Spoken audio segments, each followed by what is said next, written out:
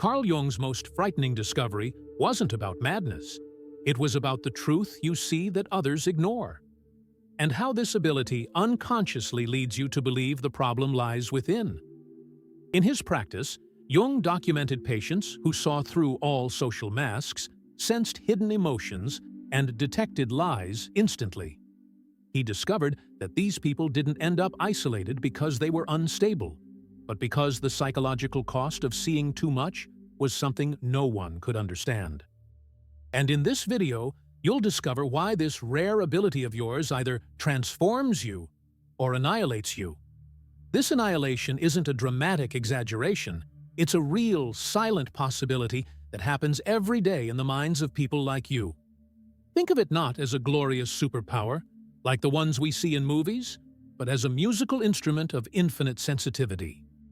An instrument that captures not only the melody everyone hears, but also the dissonances, the off-key notes, and the hidden vibrations that fill the air.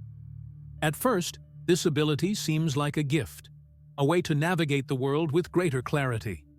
You understand why your friend is acting strangely, even if their words say otherwise. You sense the tension in a work meeting before any conflict erupts.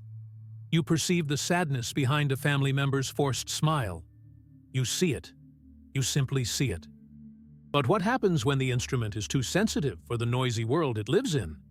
It begins to suffer. Every social lie, every polite falsehood, every suppressed emotion becomes a piercing noise, a vibration that hurts. And what's worse, you become the only person in the room who seems to be hearing this unbearable noise. To understand the frightening depth of this, I need to take you to Zurich in 1913. Imagine the scenario: Europe on the brink of World War I, a time of superficial optimism hiding a gigantic subterranean tension. During this same period, Carl Jung was experiencing his own profound crisis, a painful break with his mentor, Sigmund Freud, that left him psychologically adrift. It was at this precise moment that a particular patient entered his office. She wasn't violent, nor did she have classic delusions of grandeur or persecution. Her symptoms were much more subtle, and to any other physician of the time, they could easily have been dismissed as hysteria or neurosis. Her problem was simple, and at the same time, terribly complex. She saw the truth. She saw too much. This woman, whom Jung would later describe as an introverted, intuitive type, one of the rarest in the population, would enter a room and, within seconds, her nervous system would absorb the entire psychological atmosphere. She knew who was resentful toward whom, who carried a secret pain, who was acting out a role. She didn't need words. She sensed the invisible currents that connected people. Jung wrote in his private notes that her ability to perceive the unconscious contents of others was extraordinary, but that this same ability seemed to cause her considerable suffering rather than an advantage. Can you imagine what it's like to live like this? It's like trying to play a card game where you're the only one who can see through everyone else's deck. The game loses its fun, but more than that, the other players start to hate you for it. They don't know how you do it, but they sense you do. They feel naked, exposed. Jung's patient couldn't maintain friendships. Small talk, the small talk that serves as social lubricant, was impossible for her. How can you talk about the weather when you can see the storm of despair brewing in the eyes of the person in front of you? People felt uncomfortable, judged, even if she didn't say a single word. Her mere presence was a mirror reflecting truths they'd spent their entire lives trying to hide from themselves. And at work? The situation was even worse. Think of any corporate environment or social group. For it to work, there needs to be a kind of silent agreement, an invisible contract that everyone signs without reading. This contract says things like, "We will pretend certain tensions don't exist. We will ignore the incompetence of certain people to maintain harmony. Or, we will all go along with this illusion because it's more comfortable than facing the truth." The person who sees too much tears this contract apart unintentionally, simply by existing. Their honesty, their inability to participate in the collective farce, destabilizes the entire system. They become, in the eyes of the group, the problem. Not the lie, not the dysfunction, but the person who can see them. Have you ever felt this way? The person who points out the obvious, the elephant in the room, and suddenly the problem isn't the elephant, but you who dared to speak about it? This is the heart of the paradox. Your greatest strength, your clarity of perception, becomes your greatest social weakness. It was at this point that Jung had his epiphany. He looked at that woman suffering before him and realized something that would forever change his understanding of the human psyche. He wasn't treating a disease. He was witnessing a form of consciousness so advanced, so differentiated, that it could no longer fit into the boxes of social normality. It was like having an eagle's vision in a world of people who can only see a hand's breadth in front of their noses. The eagle isn't sick. It simply operates in a different reality. The tragedy, he understood, wasn't in its perception, but in the world's reaction to that perception. The true pain isn't seeing the truth, but being punished by it. It's the profound isolation that comes from living on a frequency no one else can tune into. You scream, but your scream is a sound others can't hear. You point to the fire, but others only see the smoke and complain that you're polluting the air. This loneliness is existential. It makes you question your own sanity. Maybe the problem really is you. Maybe you're too sensitive, too intense, too complicated. The whole world seems to operate under a set of rules, and you're the only one who hasn't received the manual. So you begin to do what seems logical. You try to turn down the volume of your perception. You try to ignore what you see, pretend you don't feel it. Go along with the collective illusion just to belong, to have a moment of peace. But this is like asking a musician to stop listening to the music. It's violence against your own nature, a slow suicide of the soul. Every time you force yourself not to see, a small part of you dies. And what's even more disturbing is that Jung, studying this patient, began to realize that what she saw wasn't limited to observable behavior. It was something deeper. She seemed to pick up on unspoken thoughts, hidden intentions, forgotten dreams. It was as if the barrier between her mind and the minds of others was dangerously thin.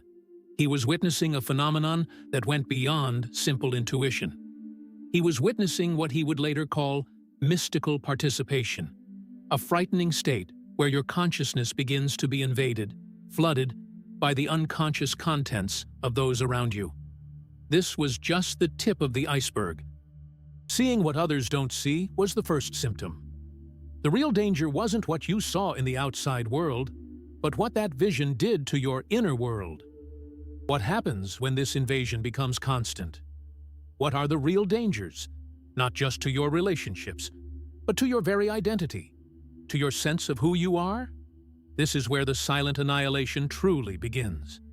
Silent annihilation begins with a phenomenon Jung studied exhaustively, something so powerful that he considered it one of the most dangerous forces in human psychology: shadow projection.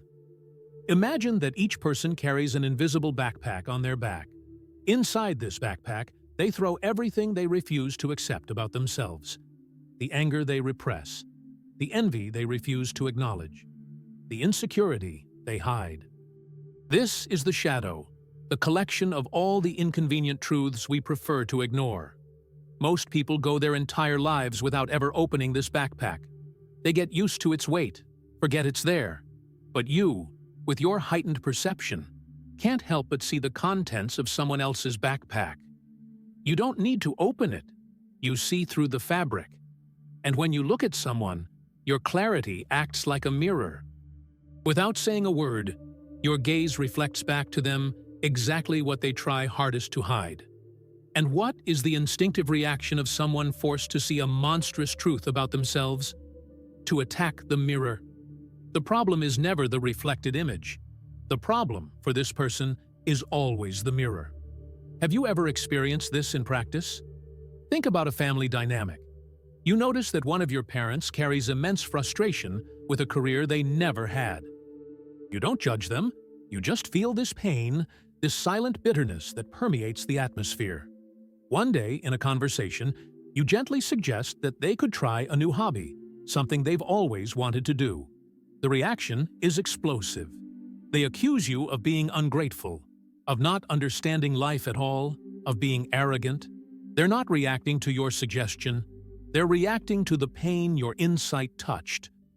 You've unintentionally turned on a light in the dark basement of their soul, and they lash out at you to extinguish it as quickly as possible. Or think about a circle of friends. There's a friend who lives a life of appearances, posting incessantly about their success and happiness, but you sense a desperate emptiness behind every post.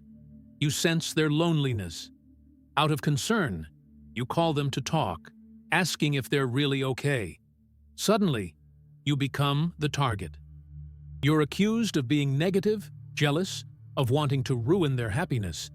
You become the problem. The group of friends who depend on that illusion of happiness to maintain cohesion turns against you. It's easier to shut out the mirror than to admit that the image everyone admires is a sham. Jung wrote that everything that irritates us in others can lead us to an understanding of ourselves. But this journey of self-discovery requires immense courage, a courage most people aren't willing to muster. It's infinitely easier and quicker to shift the blame. That's why people like you are systematically misunderstood and often punished. You become the scapegoat for dysfunctions you didn't create, but only revealed. The cruelest thing about this process is that it's entirely unconscious. The person attacking you doesn't think, "Oh, he reflected my shadow, so I'll project my anger onto him." No. In their mind, logic is perfectly rational. You and the problem. You and negative. You and arrogant. They believe their own projection with absolute conviction, because the alternative, looking inside their own backpack, is too terrifying. And you, on the other side, are completely bewildered. You only tried to help, only expressed genuine concern, only pointed out a truth that seemed obvious. How did this turn into a personal attack? How did you become the villain of the story?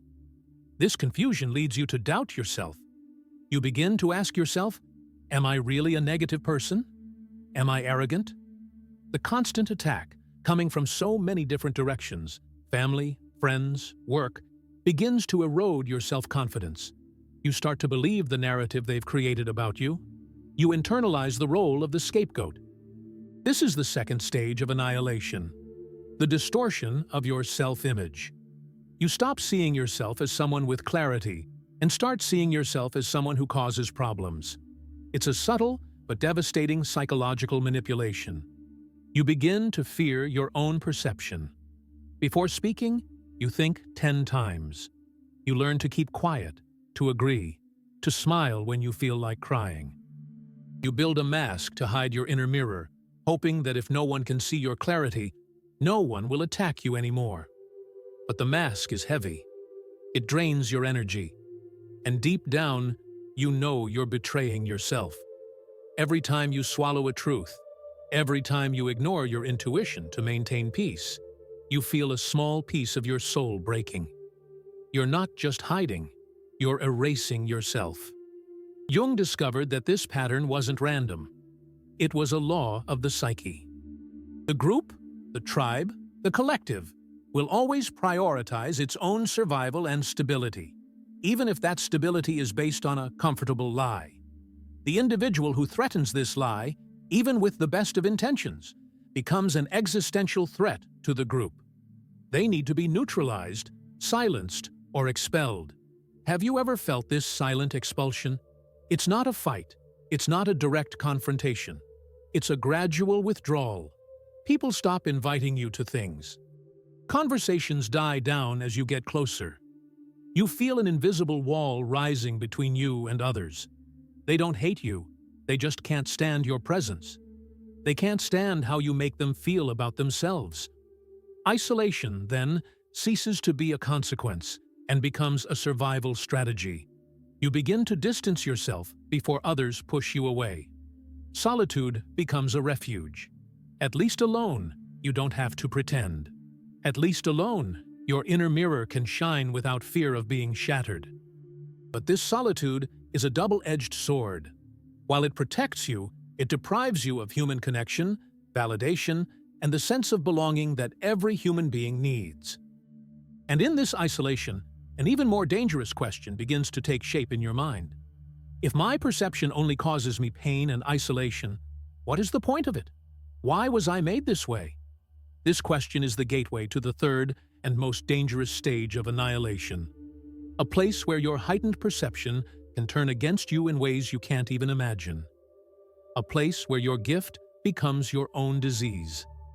When your perception turns against you, it doesn't manifest itself in a single way. Jung, in his meticulous work, observed that this ability to see too much presented itself in distinct patterns, almost as if consciousness chose different channels to express its clarity. He identified 4 main types of perceptive individuals, each with their own strengths and paths of suffering. Understanding which of these patterns you fit into is not only an exercise in self-knowledge, it's a crucial tool for your survival. The first type is what we might call intuitive sentimental. This is the person who not only sees the psychological truth, but the feel in your own body. For you, emotions aren't abstract concepts, they're physical events. You enter a room, and before you can even rationally process what's happening, your body has already absorbed the emotional atmosphere. You feel a colleague's anxiety like a knot in your own stomach. You absorb a friend's unspoken sadness and suddenly feel an inexplicable urge to cry, without knowing why. Jung described this state as perpetual emotional contamination. Your empathy is so porous that the barriers between your feelings and those of others dissolve. The mortal danger for you is the loss of yourself. You become a receptacle for the unlived emotions of everyone around you, and in the midst of this turmoil, your own emotional voice becomes a barely audible whisper. You live the emotional lives of others, but who lives yours? Have you ever felt completely exhausted and drained after a simple conversation with someone, even if the topic was trivial? You weren't tired of the conversation. You were exhausted from unconsciously processing and carrying all the emotional garbage the other person couldn't handle. It's a form of psychic cannibalism in which you are the feast. The second type is intuitive thinker. Your clarity isn't primarily emotional, but structural. You see the patterns, the systems, the logical consequences of unconscious processes. You can predict the failure of a relationship months before it happens, not because you're a psychic, but because you see the tiny cracks in the foundation that everyone else ignores. You look at a business project and know exactly where it will fail because you see the disconnect between the stated ambition and the real psychology of the people involved. Jung noted that these people have an almost supernatural ability to perceive the logical conclusions of invisible premises. Your pain isn't emotional overload, but the frustration and isolation of being the prophet of doom. No one wants to hear your predictions, no matter how accurate they are. People accuse you of being pessimistic, cynical, of fortunately predicting things. They prefer blind optimism to inconvenient truth. And when your prediction inevitably comes true, you don't feel the satisfaction of being right. You feel a deep sadness because your clarity didn't prevent the disaster, only forcing you to watch it unfold in slow motion, alone. Have you ever tried to warn someone about a dangerous path, presenting all the facts and patterns, only to be completely ignored, and then watch them suffer exactly as you predicted? This feeling of helplessness is the poison that consumes you.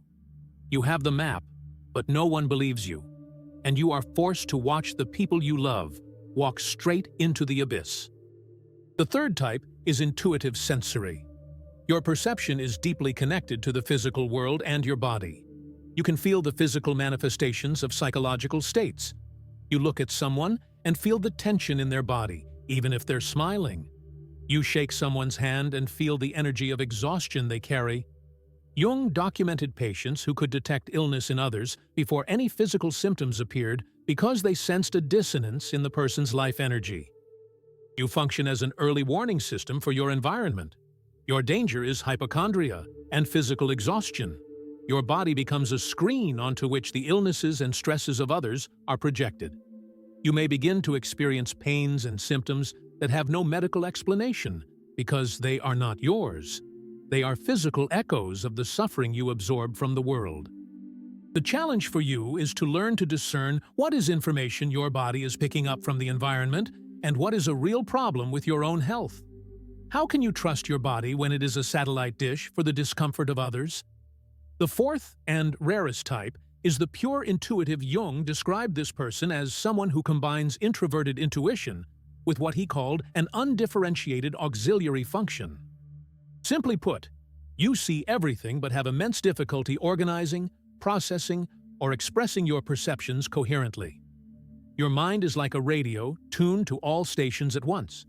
You receive an overwhelming amount of unconscious information, images, feelings, patterns, symbols, but without a strong enough psychological framework to make sense of it all. Your inner world is a chaos of brilliant insights and paralyzing overload. Jung observed that these people live in a state of perpetual perplexity. They have wisdom, but cannot transform it into practical knowledge. The danger for you is psychological disintegration. Without a system to filter and organize the flow of information, your mind can collapse. You may be diagnosed with anxiety disorders, panic attacks, or even psychosis, because your experience of reality is so radically different from the norm that it seems madness. Your struggle is not to see more, but to learn to see less, or rather, to choose what to focus on.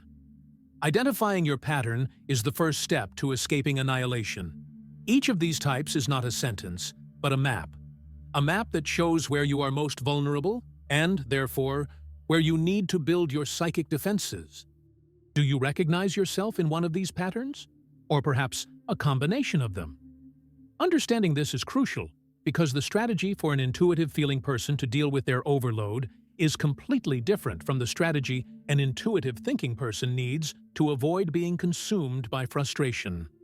The journey to transforming poison into medicine begins here, with the honest recognition of your own nature. But before building defenses, you need to understand the architecture of the prison. Jung didn't stop at identifying the types. He delved deeper to understand the exact process by which perception becomes a disease. And what he discovered is a three-step path that leads to the dissolution of identity. A path you may already be on without realizing it. The journey out of the prison is not an escape, but a transformation. Jung didn't believe in quick fixes or suppressing perception. For him, the only way out was to go through the problem, and the map he drew for this journey he called the process of individuation. This word may sound complex, but the idea behind it is surprisingly simple and powerful. Individuation is the process of becoming who you truly are, fully and consciously, separating your true identity from the psychological garbage you've absorbed from your family, society, and the collective unconscious. It's the path to stop being a broken mirror, reflecting the dysfunctions of others, and becoming a lantern, using your light to illuminate your own path, and, eventually, the path of others. This process is not easy, and Jung divided it into clear phases. The first and most crucial phase is that of recognition and differentiation. Think of it as a psychological house cleaning. Before you can organize your furniture, you need to know what's yours and what's trash left behind by others. Jung taught his patients to practice what he called conscious discrimination.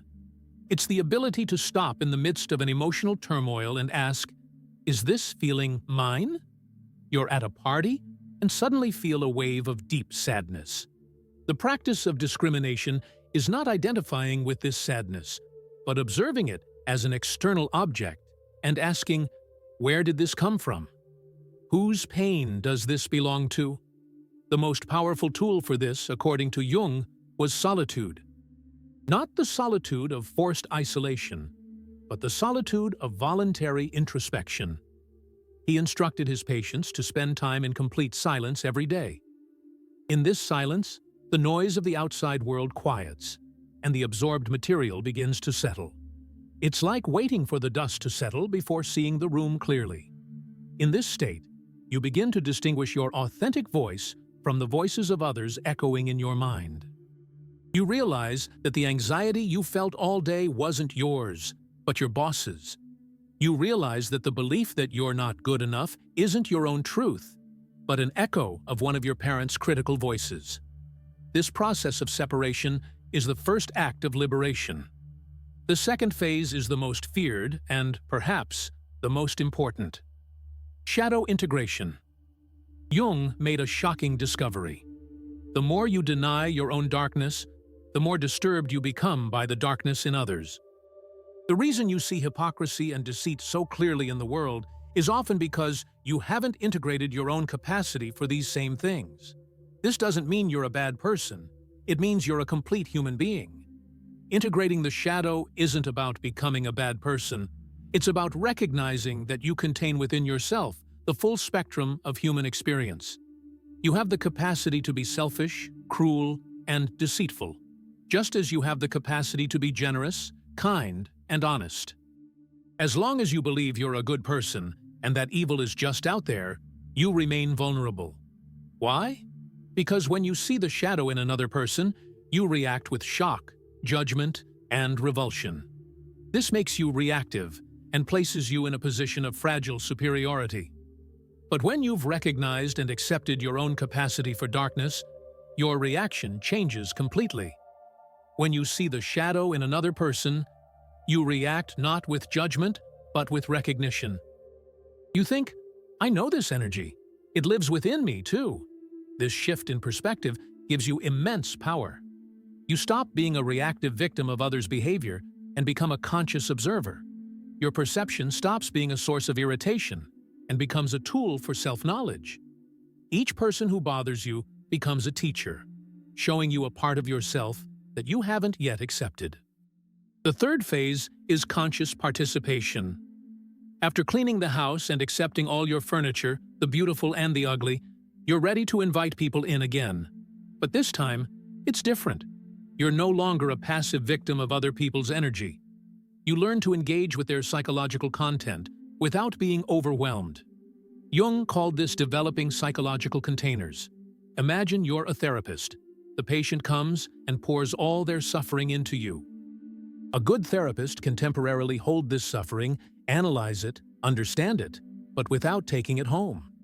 They know that the suffering isn't theirs. Conscious participation is learning to do this in your everyday life. Your friend is in crisis.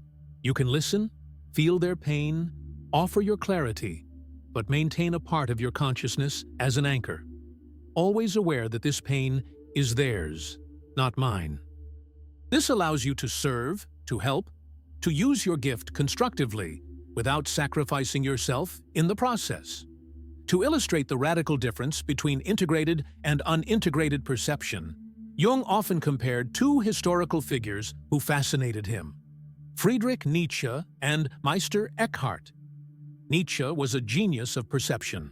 He saw through the facades of religion, morality, and philosophy with devastating clarity. But, according to Jung, Nietzsche never learned to integrate his insights. He identified with his higher function, becoming the solitary prophet on the mountaintop, using his perception as a weapon, a hammer to destroy the idols of society. The result was increasing isolation and a final psychological collapse. His perception consumed him. Meister Eckhart, on the other hand, a medieval mystic, also possessed extraordinary insight into spiritual and psychological reality. But unlike Nietzsche, Eckhart channeled his insights into compassionate service. He transformed his perception into wisdom that could nourish people rather than crush them. He saw clearly, but spoke in a way that invited understanding, not resistance. Jung said that Eckhart's secret was conscious humility, the recognition that higher perception is not yours, but a gift that passes through you to be shared wisely. Nietzsche represents what happens when perception annihilates you.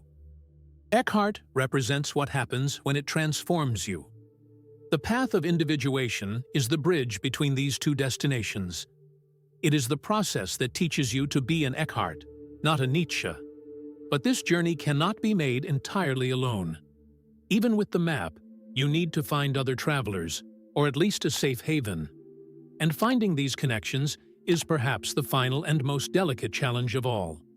The path of individuation is like crossing unknown territory, full of dangers. Jung's map is essential, but he also made a point of highlighting the most common pitfalls, the places where even the most promising travelers tended to stumble and get lost. Knowing these pitfalls is as important as knowing the right path, because the journey of consciousness requires not only courage, but also constant vigilance against the illusions of one's own ego. The first and perhaps most seductive trap is what Jung called psychological inflation. This happens when you begin to succeed on your journey. You learn to differentiate your feelings, to integrate your shadow, and suddenly, your perception becomes even clearer. You begin to understand the world and people with a depth that seems almost magical. And that's where the danger lies. Inflation occurs when your ego begins to identify with this ability. You don't the hasa, keen perception. You and your heightened perception. You cease to be a person who sees the truth and become the person who sees the truth. It's a subtle but catastrophic difference. The inflated person falls into what Jung called the prophet complex. They believe they have a divine mission to save the world from its own unconsciousness. They stop sharing their insights as offerings and start delivering them as sermons. Every conversation becomes an opportunity to diagnose others, to point out their shadows, to show how unconscious they are. The result? An even deeper isolation than you felt at first. But this time, it's a self-imposed isolation, justified by a sense of spiritual superiority. You convince yourself that others don't understand you because you're too evolved for them. The truth, as Jung pointed out, is that you've become unbearable. You've fallen so in love with your own light that you've forgotten that it only has value when it illuminates the path, not when it blinds the eyes of others. Have you ever met anyone like this? Someone who, after discovering spirituality or psychology, became an intolerant preacher. This is inflation in action. It's the trap that turns the search for wisdom into a search for power. The second trap is almost the opposite of the first, but equally destructive. Justification for withdrawal. This is the trap for the most sensitive soul. After being attacked and misunderstood so many times, you begin to use your perception as an excuse to give up on the world. You tell yourself, people are too unconscious. The world is too noisy and superficial. It's not worth the effort to connect. You retreat into your shell, convinced you're protecting your sensitivity. But what you're really doing is surrendering to bitterness. Jung was very clear on this. True individuation requires engagement with the world, not escape from it. The hermit who retreats to the mountain to escape humanity's stupidity hasn't transcended the problem. He's been defeated by it. This withdrawal is a form of passive superiority. You don't preach to others like the inflated person, but silently judge them from afar. You create an identity as a misunderstood soul, an identity that is safe and comfortable, but that prevents you from growing and using your gift. Real life, with all its mess, complexity, and pain, is the gym where your soul needs to exercise. Hiding from it doesn't make you stronger, it only atrophies. It's the difference between solitude that heals and loneliness that makes you sick. Solitude that heals is a temporary retreat to recharge and reconnect with yourself. Loneliness that makes you sick is a permanent renunciation of life. The third trap is the most subtle of all, and perhaps the most common among good-hearted people. Helper trap. You've learned to manage your perception. You're no longer overwhelmed, and your clarity can truly help people. Your friends and family begin to seek you out for advice. You become the problem solver, the healer of your social circle. And that's wonderful, until your identity merges with this role. You become addicted to being needed. Your self-worth becomes entirely dependent on your ability to see and help others. You lose touch with your own needs, your own desires, your own journey. You're so busy tending other people's gardens that your own garden becomes a desert. Jung warned that when perception becomes your identity, the person disappears behind the role. This isn't individuation, it's the opposite. It's the sacrifice of your personality to a role. The danger here is total exhaustion, a soul burnout.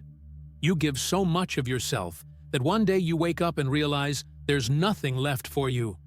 And what's worse, a silent resentment begins to grow. You resent the very people you help because you feel they are draining you, without realizing that you were the one who allowed it to happen. You've forgotten the most basic rule of all. You cannot serve from an empty cup. Escaping these traps requires a continuous practice of self-awareness. Jung emphasized that integration is not a permanent achievement, but a dynamic process. It's like balancing on a tightrope. You never get there definitively. You are constantly making small adjustments to avoid falling. And for that, you need reality checks. This need for healthy mirrors exposes the deepest wound of the perceptive individual: vulnerability. After spending so much time building walls to protect yourself, the idea of opening up to someone, of trusting again, is terrifying. The fear of being misunderstood, judged, or worse, of having your vulnerability used against you, is paralyzing. It's the final battle of the journey. The courage to be seen. Not to be seen in your strength, in your clarity, but to be seen in your fragility, in your need for connection. It's admitting to yourself that, despite your ability to see the world, you can't survive in it alone. This recognition isn't a sign of weakness, but the pinnacle of conscious strength. It's the moment you stop fighting your own humanity and start fighting for it. It's the decision to risk the pain of connection rather than accept the certainty of loneliness. You need at least one or two people in your life who can tell you the truth. People who can tell you when you're becoming arrogant, inflation, isolating yourself out of fear, withdrawal, or sacrificing yourself out of a need for approval. Helper. Finding these people, what Jung called the few who understand, isn't a luxury. It's an absolute necessity. Without these healthy mirrors, we're lost in our own labyrinth. But how do we find these people? How do we recognize them in a world full of masks? And what can we do to build these connections without exposing ourselves to more pain? This is the final key, the piece that completes the puzzle of transformation. We have reached the end of our journey, but the true beginning of yours. We have experienced the pain of isolation, the injustice of shadow projection, the dangers of perception patterns, and the pitfalls on the path to consciousness. Now, the final and most important question remains. How do we transform all this pain, and all this clarity, not just into a means of survival, but into a legacy? Jung's answer was at once simple and profound. You must become a culture bearer, a pioneer of consciousness. He believed that individuals like you were not a mistake of nature, but an evolutionary necessity. You are an early warning system for humanity. You feel collective problems first and most intensely because your function is to help consciousness evolve. But to do this without destroying yourself, you need a practical path. The first practical step is what we might call gradual disclosure protocol. You can't just walk up to people and dump all your insights at once. That scares them and puts you in danger. Instead, learn to offer your insights as small gifts, not absolute truths. Start with small, gentle observations. Instead of saying, "You're repressing your anger," you might say, "I notice you seem a little tense today. Is everything okay?" Observe their reaction. Does the person become defensive and attack you? Or do they open up and become curious? Their reaction is a test. It's an indicator of their ability to handle the truth.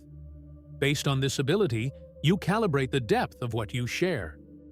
The goal isn't to find people who accept everything you see, but to find those who can engage with your insight as a valuable contribution rather than a threat.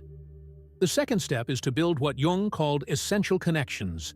He identified 3 types of relationships that are vital to the survival of the perceiving individual. The first is with other individuated individuals. These are the rarest and most precious connections. They are people who have already made their own journey, who have already integrated their shadows.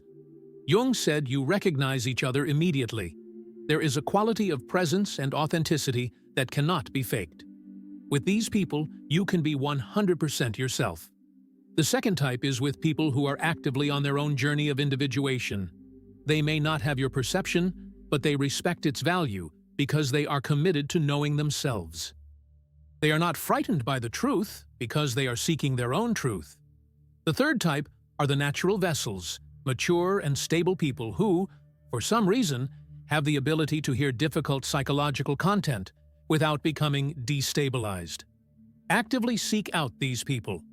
They are your support system, your safety net. The third and final step is to find yours. Conscious service. Your perception wasn't given to you for your own torment. It's a gift that needs to be put to the service of something greater than yourself. This doesn't have to be something grand like saving the world. It could be in your profession, as a therapist, an artist, a writer, a teacher, using your clarity to help others. It could be in the way you raise your children, with a consciousness that breaks generational trauma patterns. It could simply be in the quality of your presence, offering a space of authenticity in a world of falsehood. This service doesn't need a name or a title. Often, your greatest service is the quality of your presence. It's being the only person in a family who doesn't participate in mind games. It's being the friend who listens without judgment. It's being the professional who brings integrity to a cynical environment. Every act of authenticity in a world of falsehood is a revolutionary act. You don't realize it, but your simple refusal to participate in the collective unconscious creates ripples. It gives permission for others around you to also question, to also seek something more real. Your legacy is not in what you do, but in who you become. Becoming a conscious individual is the greatest contribution you can make to the world, because a conscious person not only stops adding darkness to the collective, but becomes, by their very nature, a source of light. And this light needs no advertising. It simply shines and illuminates what is around them. When you find a way to channel your perception into service, the pain doesn't disappear, but it gains purpose. Your suffering transforms into wisdom, and your wound becomes the source of your power to heal. Remember Jung's patient from 1913, the woman who saw too much and suffered terribly.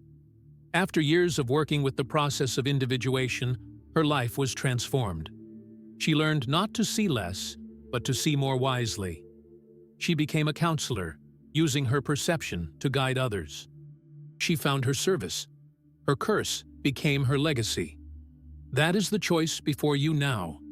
The path of annihilation is the path of passivity, of allowing yourself to be defined by the world's incomprehension. The path of transformation is the path of active awareness, of taking responsibility for your gift, however burdensome it may be. Your heightened perception is not a manufacturing defect. It is an advanced characteristic. You are not broken because you see what others do not. You are psychologically ahead of your time. The question was never whether you should stop seeing, but whether you would have the courage to integrate what you see. The world desperately needs your clarity, but it does not need it in the form of judgment or pain. It needs it in the form of wisdom, compassion, and courage. The danger of seeing too much is not in the vision itself, but in never learning to use your eyes. You are not too much for this world.